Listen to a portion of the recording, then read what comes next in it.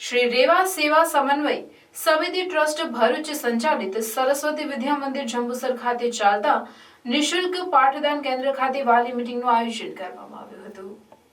श्री रेवा सेवा समन्वय समिति ट्रस्ट भरूच द्वारा जंबूसરના सरस्वती विद्या मंदिर खाते निःशुल्क पाठदान केंद्र ચાલી રહ્યું છે, જેમાં સમાજના વંચિત, શોષિત અને મધ્યમ વર્ગના બાળકો નિઃશુલ્ક અભ્યાસ કરાશે। આ નિઃશુલ્ક પાઠદાન કેન્દ્રમાં અભ્યાસ કરતા બાળકોના વાલીઓની વાલી મીટિંગ સ્વરાજ ભવન જંબુસર ખાતે યોજવામાં આવી હતી, જેમાં મોટી સંખ્યામાં વાલીઓ પોતાના બાળકો સાથે ઉપસ્થિત રહ્યા હતા।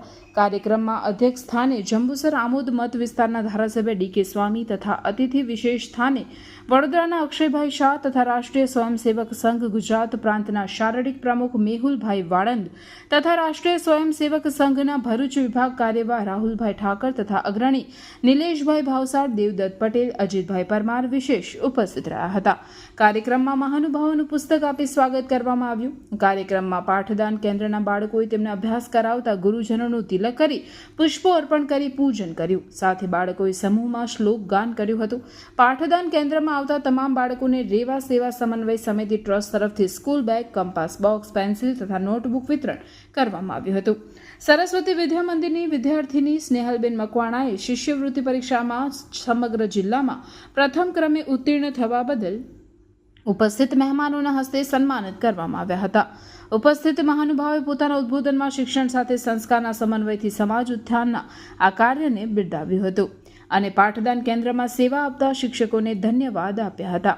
કાર્યક્રમમાં રાષ્ટ્રીય સ્વયંસેવક સંઘના સેવા વિભાગ તરફથી ચાલતા મેડિકલ સાધન, સહાય સેવા, એમ્બ્યુલન્સ સેવા, બ્લડ ડોનેશન સેવા, આયુર્વેદિક પેટી સેવા જેવા વિવિધ સેવા કાર્યોની માહિતી આપવામાં આવી હતી। અંતે સૌ કલ્યાણ મંત્ર કરી છૂટા પડ્યા હતા। આપણને એવું લાગે કે જંબુસરનું ગૌરવ વધશે।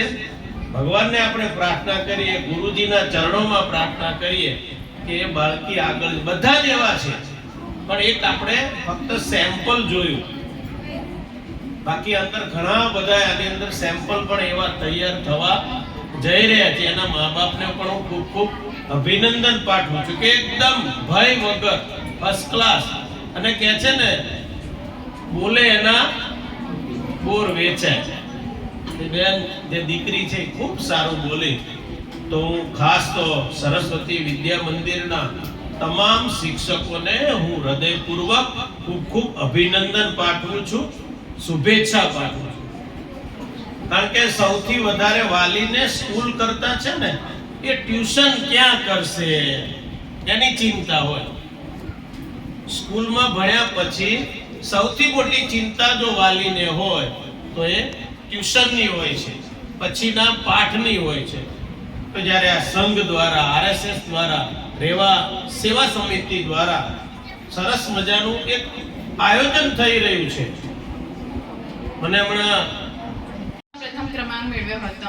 આવી જ એક પરીક્ષા મેં પહેલા પણ આપી હતી ધોરણ 6 માં, પરંતુ તેમાં મેં મારા જે સફળતાની ઊંચાઈઓ ચૂમવામાં થોડીક પાછળ રહી ગઈ હતી। તે આ પરીક્ષા ખૂબ જ સ્પર્ધાત્મક હોય છે, જેમ કે અત્યારનો યુગ ખૂબ સ્પર્ધાત્મક બની ગયો છે અને આ સ્પર્ધાત્મક યુગમાં જો આપણે આગળ રહેવું હોય, જો બધાની સાથે હાથ મળાવીને ચાલવું હોય તો આપણે આવી સ્પર્ધાત્મક પરીક્ષાઓ આપવી પડશે। આ પરીક્ષામાં જે મેં સફળતા મેળવી તેની પાછળનું જો કોઈ રીઝન હોય, કોઈ કારણ હોય, કોઈ રહસ્ય હોય તો તે મારા માતા પિતા અને મારી શાળા એટલે કે શ્રી સરસ્વતી વિદ્યા મંદિરના શિક્ષકો છે। સાથે સાથે જે બાળકો અત્રે પાઠદાન કેન્દ્રમાં આવે છે તેઓનું બેગ વિતરણ પણ કરવામાં આવેલું છે। બેગની સાથે એનો કંપાસ બોક્સ અને નોટ છે, પેન્સિલ છે, આ પ્રકારના સાધનોની કીટ એ બાળકોને આપવામાં આવેલી છે।